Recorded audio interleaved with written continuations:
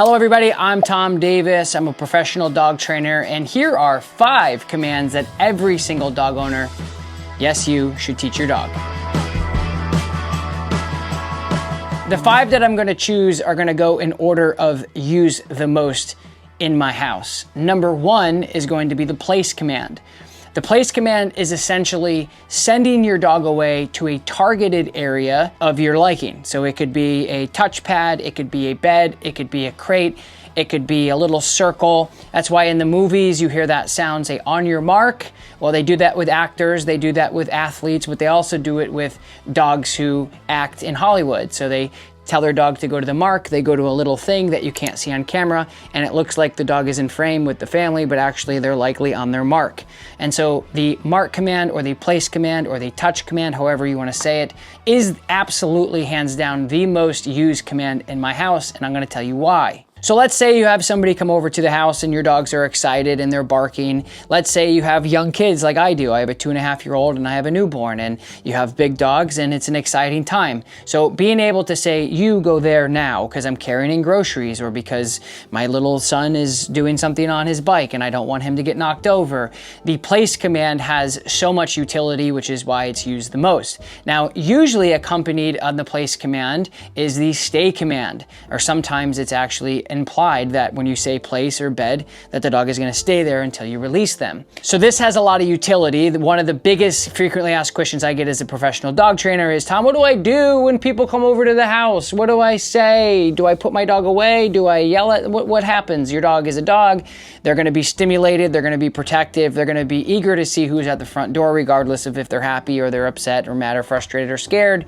And your ability to say place, stay, is huge. Even if you're eating dinner with your family and your dog inevitably is sitting at the table going, I want some, I want to beg from you. You have friends, you have family over, or again, in my case, which is what we use often the place for, is we're sitting around our coffee table in our living room, enjoying each other's company, watching a movie, sitting by the fire, whatever it is. And we have glasses, right? We have a juice box over here. We have a can over here. We have stuff on the coffee table, and the dogs come over and they're just all in our space. So instead of saying, I want you completely out of the house, you can say, go to your bed, down, and stay. So imagine a world where no matter where you're at, you can just say touch or place, and your dog goes to that thing that you're pointing at. That's typically how my obedience is with my dogs, is it advances to anything that I point at is what you're gonna touch on. So if we're outside, if we're in the trail, it could be a stump, it could be a table, like a picnic table, it could be a truck bed, it could be anything that I say, go touch. It is the command that will really relinquish a lot of frustration at the door. Again, carrying in groceries, having young kids, having friends and family over, having people over that may be afraid of dogs, or just having a happy medium of, I want to sit down and read a book to my son on the couch, and I don't want my dog on top of my lap, and I also really don't want to put them into their crate because they were just in there. Sending them to their place, giving them a bone to work on is a great alternative, and that is number 1 on this list, and those are the reasons why it is. Number 2 on this list, or the second most used command in my house, is going to be the leave it command. As you guys may or may not know, dog training is extraordinarily subjective to the individual trainer because each trainer works differently, and they typically, in my case, work with a different group of dogs. And so when we're doing the leave it command, it's a very universal thing. But it's important to know that everybody's leave it may be different, but it's all going to be relatively similar, but the way that you get there and how it's applied may be slightly different depending on the trainer. But for me, the leave it command is whatever you're doing, I want you to stop doing. So it could be chewing if you're my puppy, Borbal, Mastiff, Blockhead, funny big guy. It could be chewing on the wood table or chewing on a bed. It could be getting a diaper out of the trash. Whatever he decides he's going to try to get into at that moment, it could be, stop what you're doing. And then from there, you can recall the dog away, which we'll go over later. But the leave it command essentially means recluse, get away, back up, stop what you're doing. And that's really where that lies. So the leave it command is the second most used command in my house, mainly for my younger dog who is getting into everything, for what I said earlier, diapers, trash, chewing on things that they're not supposed. He just doesn't know life yet, right? And I do have a leave it command on how to introduce this command, and I'll put it right up here that I did with him as a puppy. That makes it really, really helpful. Actually, I'll also show you an advanced off-leash leave it right here in this clip. All right, so let's see what this looks like off leash. Leave it. It's also great for dogs who are getting into stuff outside on walks. So grass, rocks, other things on your walk. If you live in a city, your dog is going to be hurtling through all these things and the trash and the people and all that stuff. So leave it means no, stop what you're doing, don't have it. And that is definitely the second most used command in my ethos and my clients as well. Number 3 most used command and 3 most beneficial command, I think, for all dog owners is going to be the heel command, actually. So the heel command is going to be teaching the dog how to walk nicely on the leash. I have a bunch of videos on that as well. I'll leave probably the best video for that right here. Teaching your dog how to heel is absolutely, it's really tied with 1 and 2, right? So telling your dog to go to their place or telling a dog to leave it, everybody, or they should, anybody, most people should go out and walk their dogs. And if you have a dog that is even over 10 pounds, it's going to be hard to, or it's going to be a chore to walk that dog if they're dragging you around. Not only is it really, really awful and damaging to your relationship to have your dog drag you around town, but it's also not fun to do, especially if you have a blockhead like me, like this guy. It's really difficult, right? It's a chore. And maybe some people in your family or in your ethos can't do it because the dog's bigger and stronger than you. So the heel command is absolutely huge. Teaching a dog to walk next to you, no matter the circumstances or no matter where you're at, is a must-have. It's a non-negotiable. If you can't heel your dog from A to B, then you can't do a lot of things with your dog, right? That's like the fundamental thing is, I want you to walk next to me instead of pull me. And like I said before, it's not only for a better relationship, but it's also a lot easier to go out and enjoy your dog and enjoy the walk with your dog. I don't require my dogs or I don't expect my dogs to heel the entire walk that we're in. I don't think that that's fair, and I don't think that that's going to be realistic for most of you at home who aren't professional dog trainers. So I typically will heel my dogs for little periods throughout our walk, and then I'll break my dog for another period of the walk. And so the heel command is not going to be used or applied at all times 100% when you're out with your dog. That's a good way to get frustrated. The heel command should just be applied when you need your dog to walk nicely on a leash or you want your dog to walk nicely on a leash. But it is very important to understand that you need to make it fair for your dog, that they're not going to be walking the entire walk because that's unrealistic. The 4th behavior or command that I think everybody should be teaching their dog, and again, it's the 4th most used command on my list of dogs, my personal dogs, is going to be the recall command. And it's not that place is more important than the recall, because ultimately these are the most important behaviors or commands that you should be teaching all your dogs, whether you're a trainer or you have dogs at home. Recall, getting your dog back to you, telling your dog, I want you to come to me.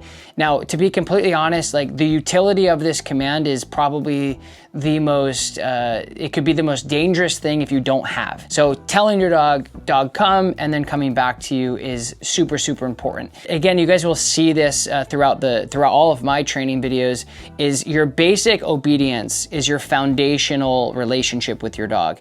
Your ability to ask your dog to do something, they know it well because you've practiced, that builds a relationship, practicing something, right?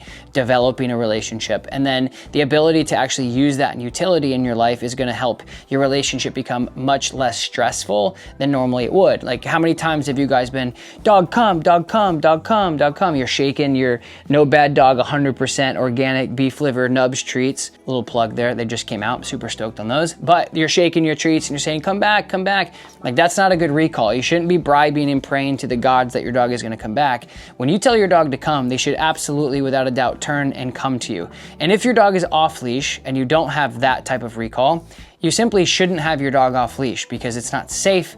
And more importantly, I think in my opinion, or equally important as safety, is you're damaging your relationship. So the recall is very, very, very important to teach your dog to come back.